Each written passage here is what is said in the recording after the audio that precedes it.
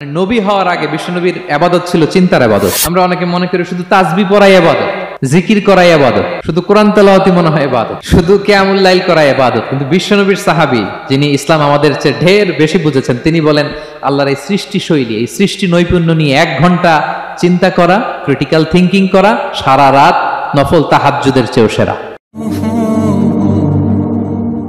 সূরা আলে ইমরানের 190 নম্বর আয়াতে আল্লাহ তাআলা বলেছেন, যারা আকাশ বাতাস পৃথিবী সৃষ্টি নিয়ে চিন্তা করে এবং সর্ব অবস্থায় আল্লাহ তাআলার জিকির করে, ওয়াতাফাক্কারুনা ফি খালকিস সামাওয়াতি ওয়াল আরদ, এবং তারা তাফাক্কুর করে, ক্রিটিক্যাল থিংকিং করে, এবং তারা বলে মা খালাকতা হাযা বাতিলা, হে আল্লাহ তুমি অনর্থক কিছু সৃষ্টি করো নাই। মনে রাখবেন, এই পৃথিবীতে আল্লাহ তাআলা অনর্থক কোনো কিছু সৃষ্টি করে নাই, করেছে? যেটাই সৃষ্টি করেছে এটা এর মধ্যে মানব কল্যাণ আছে না নাই? আল্লাহ তাআলা আমাদের জন্য কল্যাণ রেখেছেন। এবং এই আয়াত যখন নাজিল হল, বিষ্ণু ঈসা ইসলাম বললেন, ওয়াইলুন লিমান কারাআহা ওয়া লাম ইয়াতাফাক্কার ফিহা, ধ্বংস তাদের জন্য যারা এই আয়াত তেলাওয়াত করে কিন্তু এই আয়াত নিয়ে চিন্তা করে না, গবেষণা করে না। এবং কোরআনের বিভিন্ন আয়াতে আল্লাহ তাআলা বিষ্ণুনবীকে বলেছেন, নবী হে, আপনি আপনার উম্মতদেরকে নবীদের ঘটনা শোনান।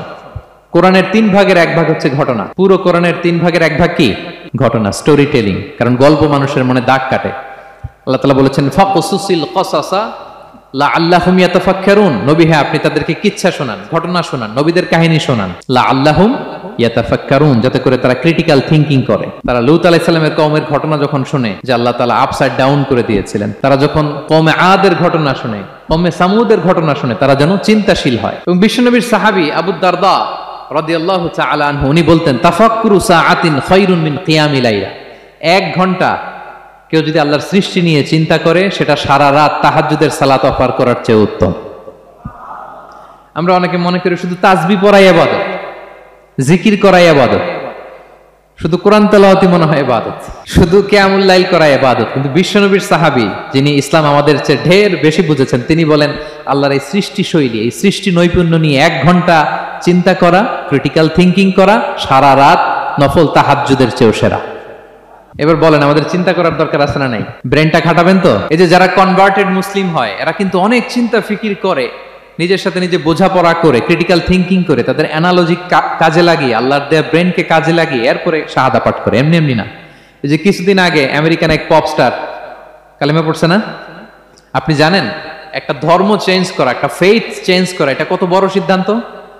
হ্যাঁ, বাপদাদার ধর্ম, বয়স 30-40, এতদিন যে ধর্ম মানলাম, এটাকে চেঞ্জ করে নতুন ধর্মে কনভার্ট হয়, এটা কত বড় সিদ্ধান্ত? Could you imagine that?